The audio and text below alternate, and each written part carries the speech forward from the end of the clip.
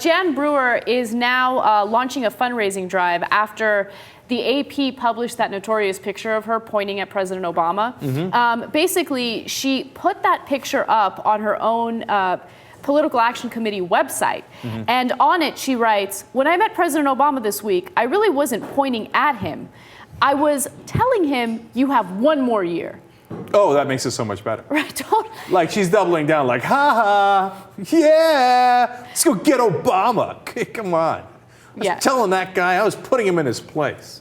One of our viewers sent in a good tweet about this, and he's like, an older white woman pointing and demanding things from a younger black guy. And she's like, what is this, driving Miss Daisy?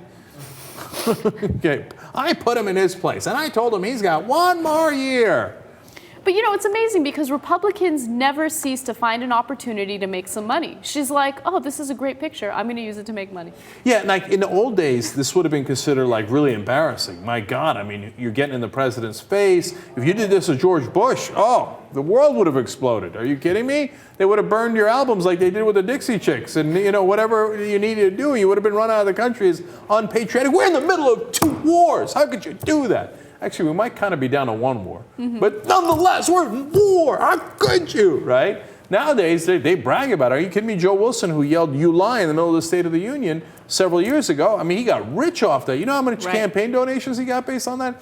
And it's not just her campaign donations. She's trying to sell her book, which was like ranked, I think, like 2 million among 2 million books. And now, of course, it's skyrocketed up after this because she got publicity for it. Jayar. You think she's trying to do this for book sales and the money and stuff? Of course. The thing is, there's the whole thing when she first explained it. And she said, I wasn't waving my finger in his face. I respect the office of the president.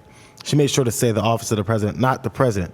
Because, again, the whole point is, I'm telling you, the more and more we think about these things, when we went from Newt Gingrich with the food stamp stuff to just the behind the scenes or the veiled actions these guys take, she knows what she's doing. She's like, I respect the office of the president.